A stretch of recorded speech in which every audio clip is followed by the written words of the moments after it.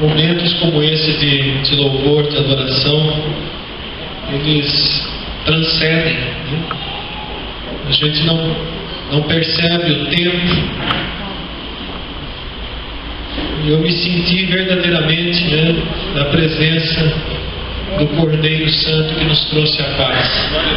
Como isso é precioso. Quando a gente deixa de olhar para o que está ao redor, a gente se coloca inteiramente na presença de Deus para senti-lo. Deus seja louvado por isso. Na semana passada, nós trouxemos uma mensagem no texto de Jeremias, capítulo 35, que falava sobre a fidelidade, a obediência dos recabitas. E eu coloquei até como título daquela pregação: Obedecei a Deus e vivei. E hoje seria uma segunda parte, mas com outro texto.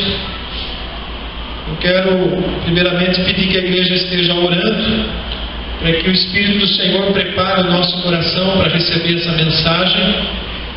O Espírito de Deus tem trabalhado essa questão da obediência, da nossa obediência à palavra de Deus.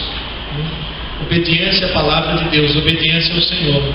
Já há alguns domingos, inclusive na escola bíblica dominical, quem tem participado. Hoje nós começamos uma nova matéria com o presbítero Henrique. E também foi falado muito sobre essa questão de ter Jesus como Senhor, da obediência à palavra, da importância da palavra. E nós vemos o quanto que isso é fundamental, amados, na vida do cristão. A nossa obediência aos princípios da palavra de Deus, ela nos livra de tantos problemas, de tantas quedas, né? A obediência, a simples obediência à palavra de Deus evita enormes problemas e constrangimentos na nossa vida. Curve a sua cabeça, feche os seus olhos mais uma vez, peça ao Espírito Santo, porque é Ele quem habita em nós e que pode preparar o nosso coração para receber a palavra. Pai, eu glorifico ao Senhor pelo privilégio de poder te servir, de te adorar, porque um dia o Senhor nos escolheu, nos elegeu em Cristo. Por isso estamos aqui hoje na tua presença. E o Senhor tem falado conosco, e a forma como o Senhor tem falado à tua igreja é pela palavra, pelo testemunho que o Filho nos deixou. Por isso abre o nosso entendimento, porque nós dependemos do Senhor para a compreensão da tua palavra, das revelações da tua palavra. O Espírito do Senhor venha abrir o nosso entendimento e a fazer com que essa palavra mexa com o nosso coração, com a nossa alma, para que sejamos aperfeiçoados no amor, para que sejamos aperfeiçoados na santidade. Assim eu oro, Deus, para que a tua igreja, a tua noiva esteja preparada para o grande dia do chamado. Abençoa a mim, me capacita a transmitir a palavra. Abençoa a tua igreja, abençoa as nossas crianças, que também estarão ali sendo edificadas. Em nome do teu Filho Jesus Cristo. Amém. É muito bom a gente aprender lições na vida. Mas é melhor ainda quando a gente aprende as lições com o erro dos outros e não com os nossos próprios erros. Dói menos. Nós vamos olhar para um personagem da palavra de Deus, e ele vai nos servir como exemplo nessa noite. E nós vamos aprender com o erro do rei Saul. Aliás, 2 erros, 2 vezes ele errou, e isso lhe custou, né, ter sido rejeitado por Deus. A palavra é forte. Então abra sua Bíblia em 1 Samuel capítulo 15, versículo 10 e 11. 1 Samuel capítulo 15, versículo 10 e 11. Então veio a palavra do Senhor a Samuel, dizendo: arrependo-me de haver constituído Saul rei, porquanto deixou de me seguir e não obedeceu ou não executou as minhas palavras. Então Samuel se contristou e toda a noite clamou ao Senhor.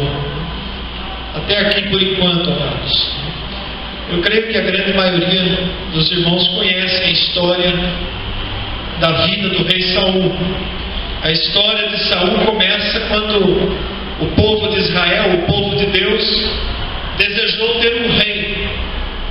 Eles queriam ser como as demais nações.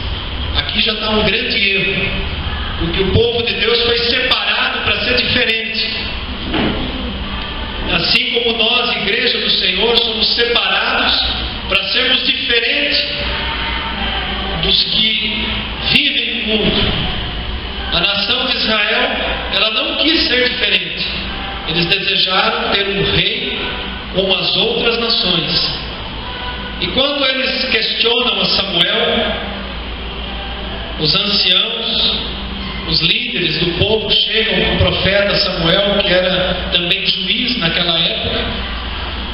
Eles chegam até com uma acusação para Samuel. Eles dizem assim: olha, você já está velho, os teus 2 filhos não seguiram os teus caminhos, se corromperam. E era verdade.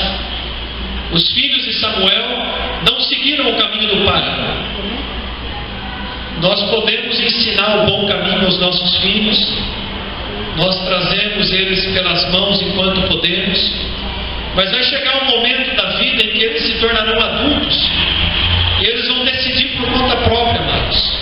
E muitas vezes eles decidem em desobediência, em rebeldia, e isso aconteceu com Samuel. Eu não creio que Samuel tenha sido um mau pai, mas o problema é que os seus filhos estavam corrompendo o ministério, aceitando suborno para julgar causas no lugar do próprio Samuel.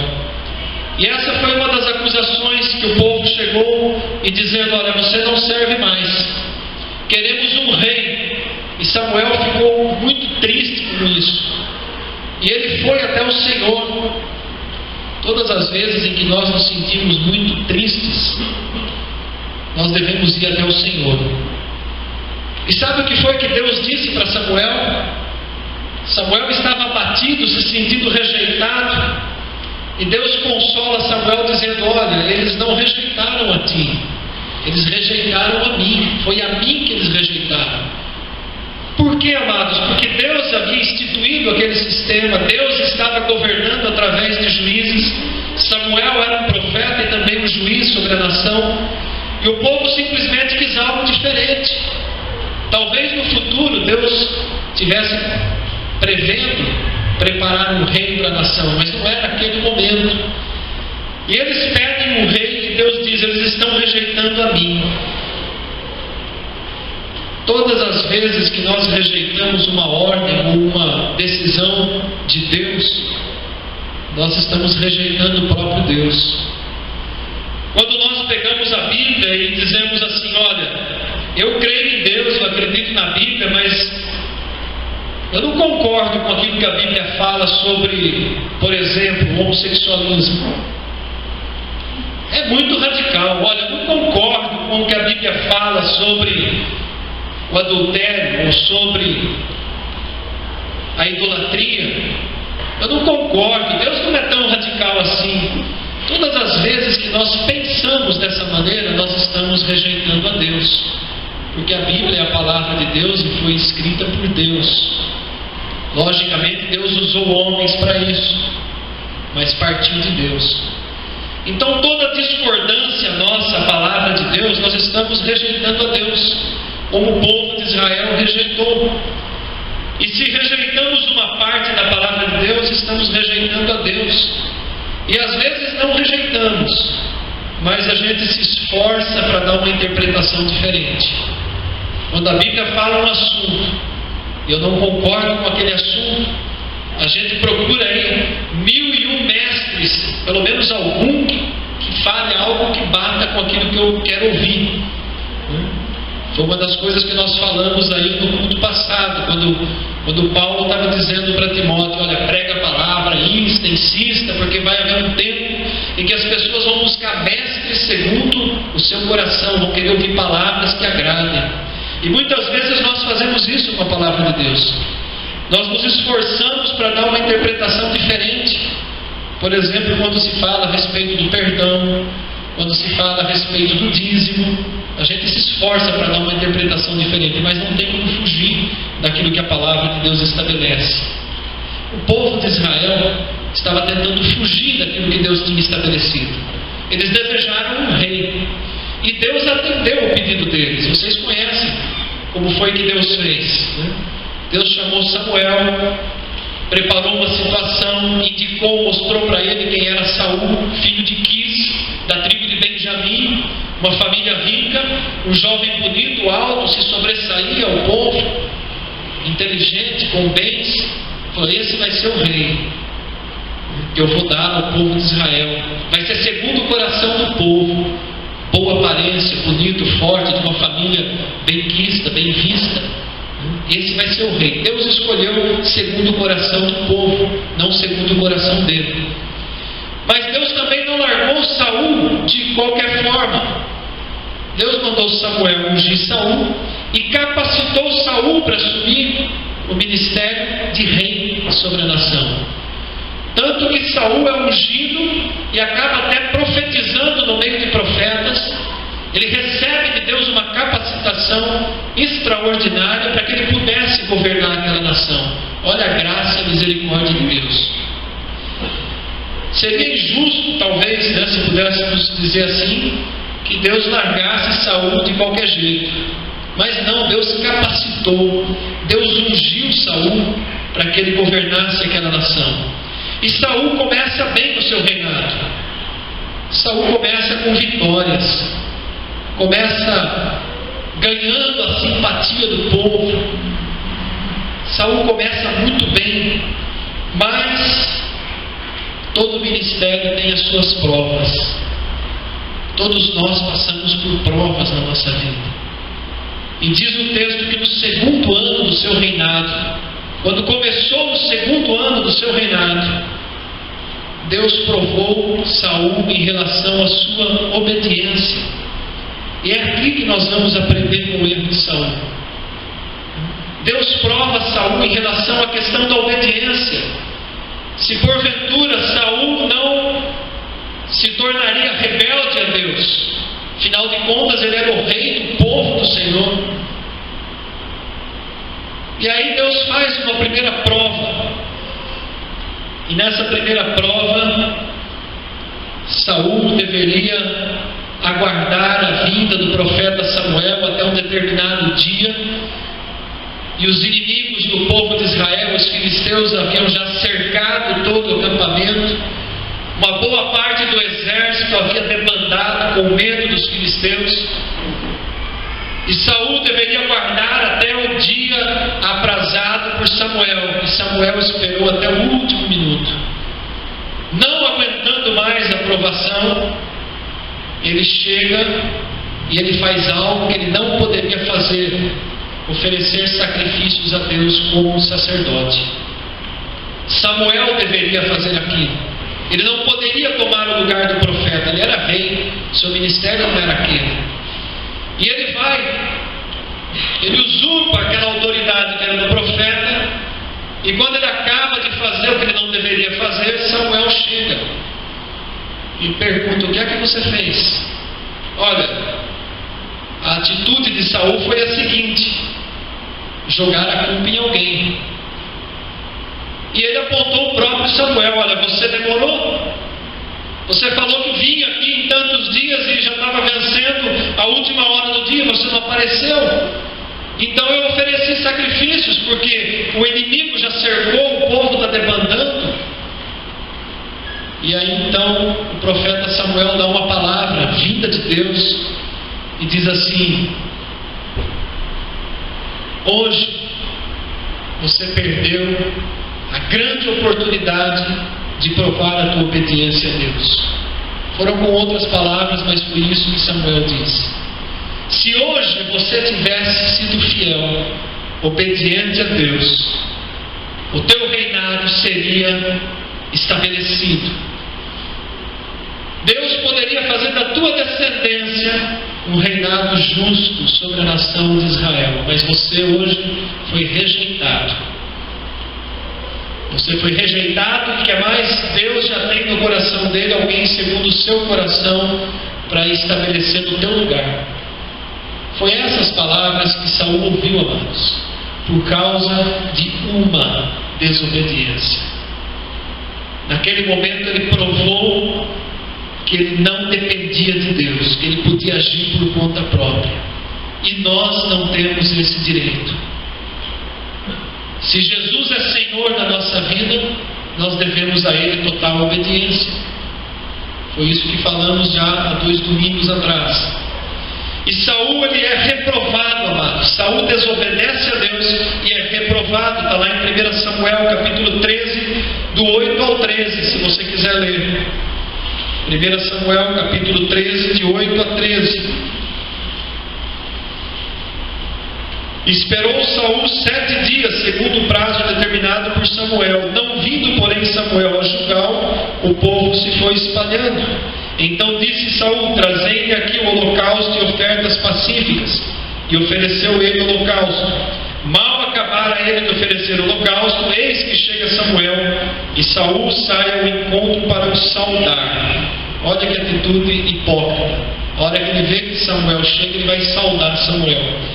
E Samuel perguntou: o que fizeste? Respondeu Saul: vendo que o povo ia se espalhando, e que tu não vinha no tempo aprazado, e os filisteus já tinham se ajuntado, eu disse comigo: agora descerão os filisteus contra mim a Gilgal, e eu ainda não obtive a benevolência de Deus. Ele ainda não obteve a resposta de Deus, e por causa disso eu ofereci holocaustos. Olha a resposta de Samuel, versículo 13: procedeste neciamente. Em outras palavras, procedeste loucamente. Fizeste algo de forma louca, em não guardar o mandamento que o Senhor teu Deus te ordenou. Pois se tivesse obedecido, pois teria agora o Senhor confirmado o teu reino sobre Israel para sempre. Olha, se Saul tivesse sido obedecido, a geração descendente de Saul reinaria sobre Israel para sempre. O que Deus fez com Davi, ele teria feito com Saul, mas Saul não obedeceu. Já agora não subsistirá o teu reino. O Senhor buscou para si um homem segundo o seu coração, e já lhe ordenou que seja príncipe sobre o seu povo, porquanto não guardaste o que o Senhor te ordenou. Agora, amados, o interessante é que mesmo depois da desobediência de Saul, ele obteve vitória naquela batalha. Ele enfrentou os filisteus e ele venceu aquela batalha. E sabe o que aconteceu? Porque ele venceu a batalha, a sua prepotência aumentou ainda mais. Ele não soube glorificar a Deus. Ele venceu aquela batalha e aquilo não significava que Deus estava se agradando dele. Muitas vezes as pessoas desobedecem a Deus, escolhem caminhos errados, caminhos de pecado, prosperam, têm uma vida boa depois de ter feito a decisão errada e acham que Deus está se agradando, que Deus está abençoando. Olha, está tudo bem com a minha vida, está dando tudo certo, eu estou prosperando, é sinal que Deus está se agradando de mim. Negativo.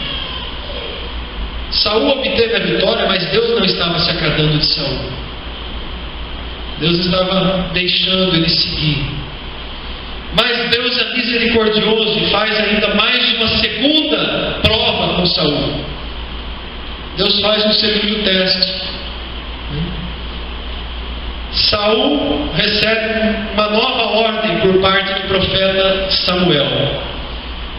Samuel chega para Saul e diz assim: olha, o Senhor mandou exterminar os amalequitas. Os amalequitas eram um povo que perseguiu o povo de Israel, que atacavam por trás. Era um povo terrível, que não poupava o inocente, representavam a própria ação de Satanás. A Atacava no momento de fraqueza, atacava a tribo por trás, pegava crianças, mulheres, doentes. Foi um povo terrível contra a nação de Israel. E Deus mandou exterminar todos os amalequitas. E a ordem era a seguinte: olha, vai e não deixa ninguém com vida, e nem os animais. Não pega nada do que é de Amaleque. Destrói esse povo ímpio. Eles não viviam no tempo da graça. E naquela época, quando Deus resolvia exercer juízo contra uma nação, Ele exercia, amados. Mandou fogo e enxofre sobre Sodoma e Gomorra. Exterminou várias nações que faziam oferenda de crianças. Já ouviram falar do Deus Maloque?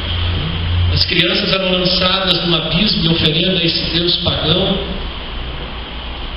Deus mandou exterminar, e Deus estava exterminando mesmo, para que Israel tivesse paz no seu território, na área que Deus havia dado em Canaã. Tudo bem, vamos lá, vamos obedecer, tranquilo, Samuel, estamos indo. Saul juntou o exército, foi contra os amalequitas, matou todo mundo, dizimou, acabou com os rebanhos, mas poupou o melhor do gado e manteve o rei Agag vivo. Sabe o que significava essa atitude de Saul? Mais uma vez, desobediência a Deus. Agag era o seu troféu, o triunfo. Olha, está aqui o rei, prendi o rei. Orgulho. O melhor da oferta, aliás, o melhor do gado, ele separa. O melhor do rebanho. E, novamente, Deus manda Samuel. Deus não deixa barato. Chega uma hora que Deus vai apontar o dedo. E Samuel chega novamente para Saul. E quando Samuel está chegando, Saul sai ao seu encontro comemorando.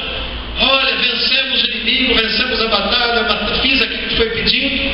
Aí de repente Samuel escuta, o barulho de um gado diferente. O que é isso que eu estou ouvindo? O balido dessas ovelhas, o mugido desse gado, o que é isso? Saul pensou rápido e já arrumou uma desculpa. Olha, o melhor do gado nós pegamos para sacrificar para o Senhor. Mas não fui eu não, foi o povo. O povo pegou o melhor do gado, eu não vou admitir minha culpa. Muitas vezes o ser humano age como Adão, né? Olha, foi a mulher que o Senhor me deu, que me levou a pecar. E a mulher foi a serpente, né? E a serpente não tinha para quem apontar, né? Mas Saul estava ali, foi o povo, né? E olha, nós pegamos por uma causa boa, nós vamos oferecer para o Senhor. Samuel, ele fica tremendamente irado. Um pouco mais adiante, ele manda trazer o rei Agag, e o próprio Samuel espedaça Agag com a espada. Eu imagino Samuel bradando de ira contra Saul, dizendo: você desobedeceu de novo. Não foi isso que Deus mandou você fazer. Você acha que Deus se agrada tanto de sacrifícios quanto que se obedeça a sua palavra? Está lá em 1 Samuel 15, 22, um versículo bastante conhecido. Você acha que Deus tem tanto prazer nos holocaustos e nos sacrifícios quanto que se obedeça a sua palavra? Obedecer é melhor do que sacrificar, o atender é melhor do que as ofertas. A rebelião é como o pecado de feitiçaria, e a obstinação é como a idolatria. Amados, todas as vezes que nós desprezamos a palavra de Deus, que nós desobedecemos aquilo que o Senhor deixou estabelecido, nós estamos sendo rebeldes, como Saul foi rebelde diante de Deus. Todas as vezes em que nós sabemos que a Bíblia nos deixa lá uma ordem, um mandamento, e nós não cumprimos, depois de conhecê-lo, depois que eu tomo conhecimento da vontade de Deus e eu não obedeço, eu estou agindo com rebeldia diante de Deus. Rebelião. É isso que Samuel disse para Saul. E aí então nós chegamos nos 2 versículos base dessa mensagem.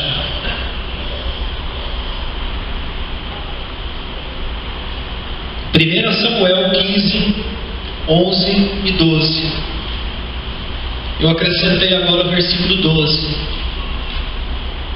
1 Samuel 15, 11 diz assim: arrependo-me de haver constituído Saul rei, porquanto deixou de me seguir e não executou, ou talvez a sua tradução esteja, não obedeceu as minhas palavras ou a minha ordem. Deus arrependeu-se. Toda vez que você vê na Bíblia essa palavra, olha, Deus se arrependeu, não significa que Deus havia tomado uma decisão errada, de jeito nenhum, porque Deus é perfeito e não erra. Arrependimento aqui significa, olha, Deus vai mudar de atitude, Deus vai fazer agora algo diferente. Estava lá em Gênesis capítulo 6, versículo 6, diz assim: então se arrependeu o Senhor de ter feito o homem na terra, e isto lhe pesou no coração. Não é que Deus disse assim: eu cometi uma bobagem de ter criado o homem. Não, naquele momento Deus estava dizendo: eu vou tomar uma atitude diferente. Agora eu vou destruir essa geração inteira pelo dilúvio, mas eu vou separar uma família de um justo, e esse eu vou fazer dele uma nova descendência. Foi isso que Deus fez. Não é que Deus arrependeu-se de ter criado o homem no sentido de ter feito algo errado, mas é que Deus estava mudando de atitude.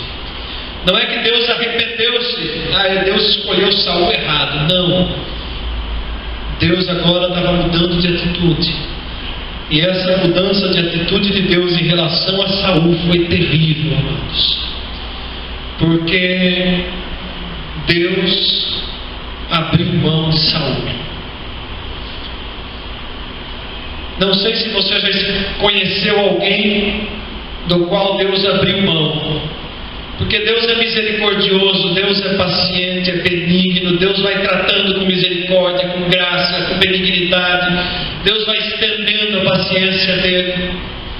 Mas chega um momento em que Deus fala assim: bom, essa pessoa tem me rejeitado a vida inteira, eu vou deixar ela por conta própria.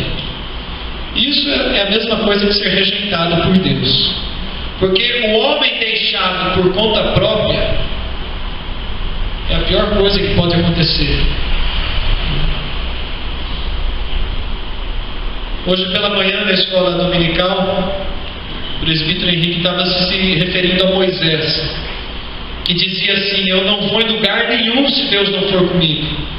Moisés não queria ir por conta própria, ou o Senhor ia com ele ou ele não ia. A pior coisa que pode acontecer quando Deus deixa alguém por conta própria: olha, não quer mesmo, não vai acertar, não vai endireitar o caminho, é isso mesmo que você quer? Você quer ir por esse caminho? Você tem certeza? E Deus manda um, manda outro, traz a palavra, usa o pastor, usa o amigo. Deus vai fazendo de tudo para cercar e tentar resgatar aquela vida, salvar. Mas parece que a obstinação é maior, a rebeldia do coração é maior. Então Deus fala: bom, se é isso que você quer, siga o teu caminho.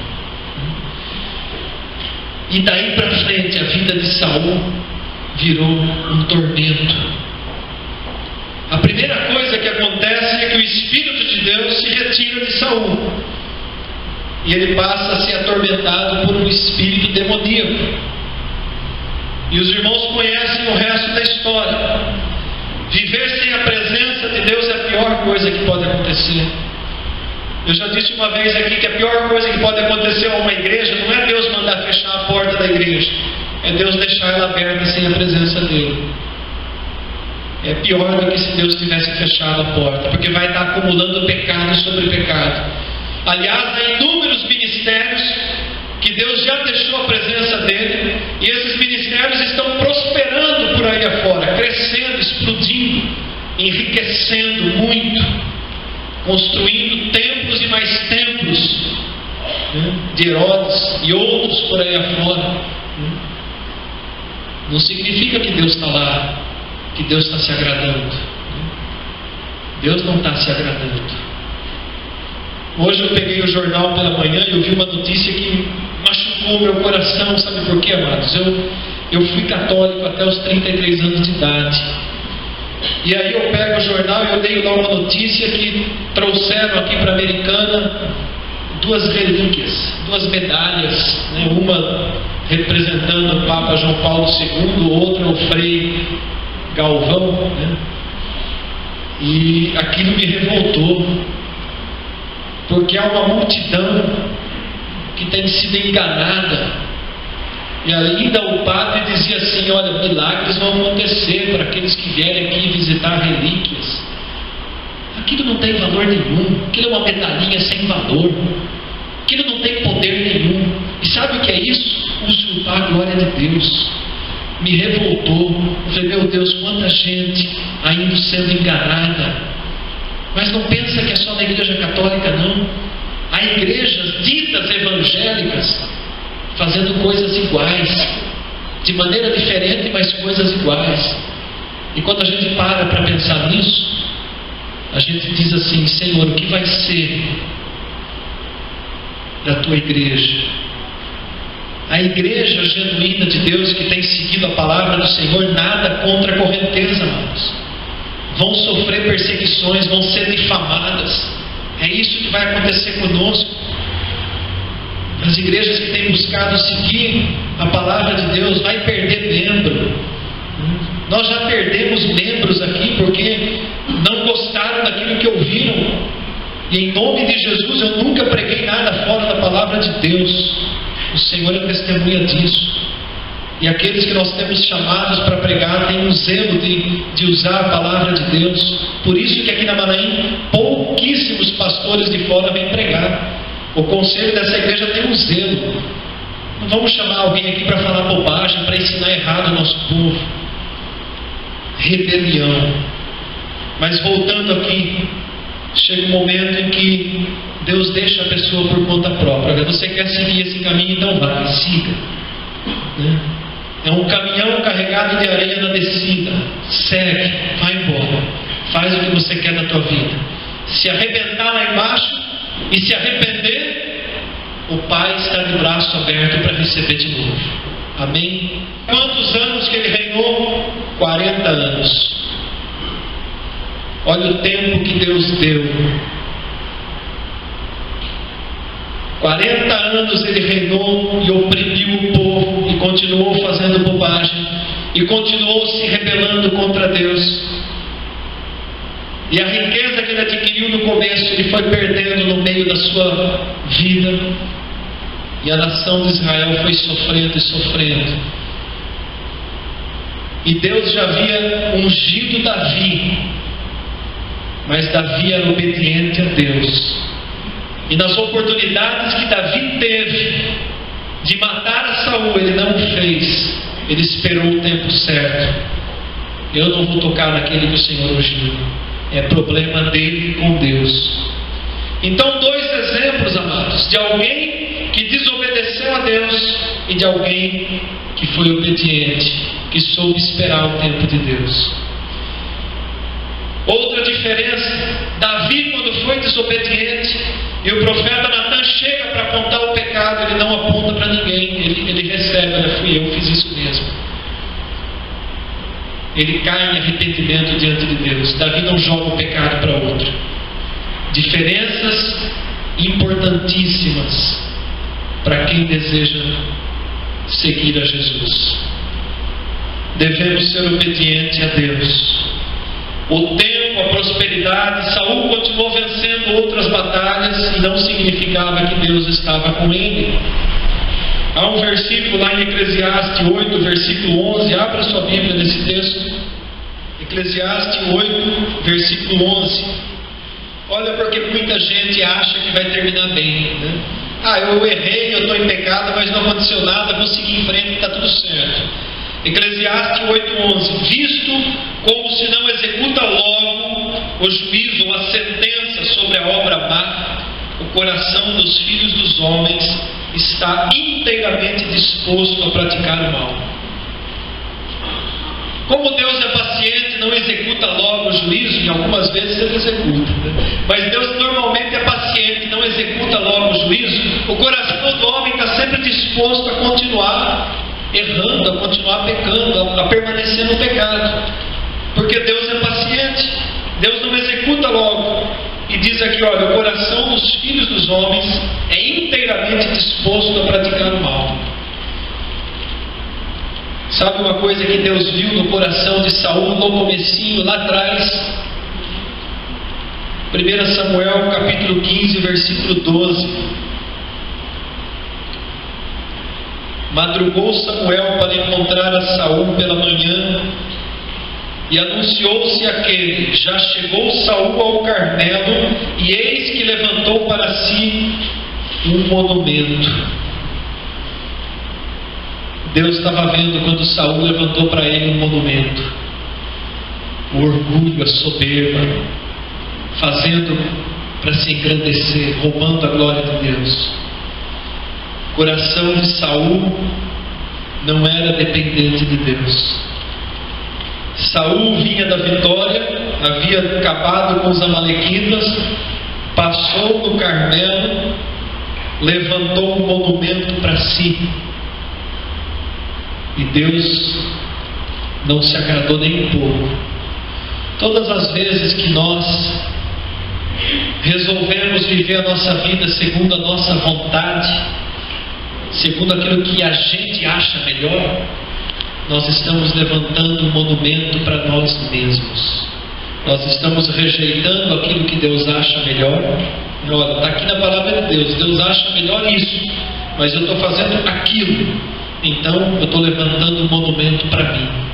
Estou dizendo, olha Senhor, eu sei da tua palavra, eu sei que o Senhor está dizendo isso, mas não concordo muito, eu estou fazendo do meu jeito. E Deus fala, então faz do seu jeito. Lá na frente a gente vai ver como é que vai terminar essa história. Então, amados, essa é a palavra que o Senhor coloca para nós nessa noite. E olhando aquilo que o Espírito tem falado ao nosso coração nos últimos domingos, Deus deseja uma noiva obediente. Deus deseja uma igreja santificada, purificada. Eu não sei quanto tempo vai levar ainda, mas se a noiva não estiver pura, se as vestes não estiverem limpas, vai ficar para trás. Quando soar aquela trombeta, uma cena que me comove muito, ainda essa semana eu vi de novo, volta e meia alguém coloca lá no Facebook aquela cena do arrebatamento. Semana passada eu vi uma, estava em espanhol, acho que foi alguma igreja aí, daqui da nossa América Latina. Estava lá o pastor pregando em espanhol, a igreja, ouvindo a pregação do pastor. Tinha uns 2 ou 3 ali firme no celular, vendo o resultado dos jogos da rodada. Estava uma turminha totalmente desatenta e alguns ali prestando atenção, e o pastor pregando e pregando, de repente deu aquele alarido, soou a trombeta, pá, deu aquele estouro. Vocês já viram isso? Todas as vezes que eu vejo essa cena, meu coração se comove. Desaparece o povo e alguns caem ali do joelho chorando. Quase todas as vezes eu choro. Eu fico pensando, Senhor, será que algum dos meus irmãos vai ser como aquele ali que ficou de joelhos chorando, perdeu o arrebatamento? Ou se não for o arrebatamento, se a vida for ceifada, será que ele vai realmente para a presença de Deus, levando a vida que estava levando? Talvez aparências não vão colocar ninguém no céu. Somente o coração genuíno que se rendeu a Jesus Cristo, que obedece às palavras, esse tem lugar garantido, amados. Hoje pela manhã foi lido um versículo no Evangelho de João 14, 23.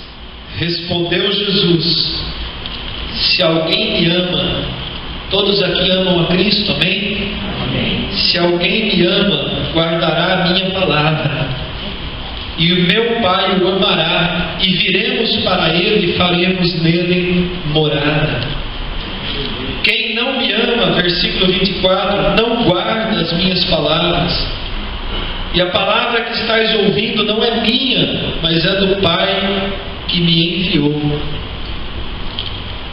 Nós temos conhecido a palavra de Deus, nós temos tido um grande privilégio de aprender todos os domingos, de domingo a domingo, de refletir no grupo familiar, de ler em casa a palavra de Deus. Então nós sabemos muitas coisas que são a vontade de Deus, mas temos obedecido, temos sido obedientes à palavra de Deus, à vontade de Deus, porque essa é a prova de que amamos a Deus. Amém? Vamos nos colocar em pé. Eu quero convidar o Ministério de Louvor à frente. Você já sabe como ele é, né? Jeremias diz lá que o nosso coração é tremendamente corrupto. Eu tenho pedido todos os dias ao Senhor um coração obediente. Dá-me, Senhor, um coração obediente. Davi no Salmo 141 ele diz assim: fira-me o justo, será isso como óleo sobre a minha cabeça. Em outras palavras, Davi estava dizendo: olha, se for preciso que o Senhor me trate com a vara, mas que eu seja obediente a Ele. Que o Senhor me trate com a disciplina, com rigor, mas que eu seja obediente a Ele, porque a disciplina, o rigor do Senhor vai ser sobre a minha cabeça como um óleo, como uma unção. Olha onde Davi chegou, amados. Vamos pedir a Deus um coração obediente. Vamos pedir ao Senhor um coração semelhante ao dele, para Ele arrancar toda a dureza do nosso coração, todo o ranço da nossa alma, toda a rebeldia, toda a vontade própria. Quem é nascido de novo não tem vontade própria. A nossa vontade é igual a de Jesus: fazer a vontade do Pai, obedecer a vontade do Pai. Nós não temos vontade própria. Submeter o nosso pensamento, levar cativo em obediência a Cristo. Dá-nos, Senhor, um coração obediente. Visita o meu coração, visita o coração dos meus irmãos e irmãs aqui nessa noite. Visita cada membro, cada visitante, cada pessoa que tem buscado a palavra nesse lugar. E muda o nosso coração, Senhor. Remove toda a ponta de rebeldia do nosso coração, toda a vontade própria da nossa alma. Dá-nos um coração obediente, fiel, coração que sabe reconhecer o erro, coração que se submete à tua disciplina, aos teus cuidados, ó Deus. E muda, Senhor, a nossa vida, que possamos ser chamados de servos bons e fiéis naquele bendito dia, quando o Senhor separar o joio do trigo, que nós estejamos no teu celeiro, Senhor. Em nome de Jesus Cristo é que eu oro. Amém.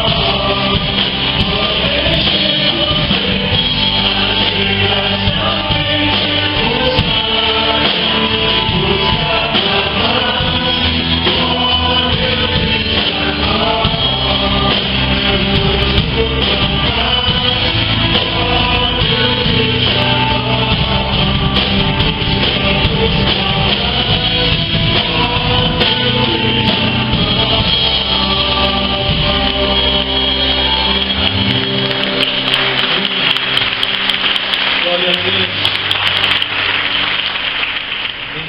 Vamos levantar as nossas mãos. Que a graça e a paz do Senhor Jesus Cristo, o amor do Pai, a comunhão do Espírito Santo seja conosco. Amém e glória a Deus. Abraço quem está aí mais próximo. Desejo uma semana de vitória, uma semana abençoada, em nome de Jesus.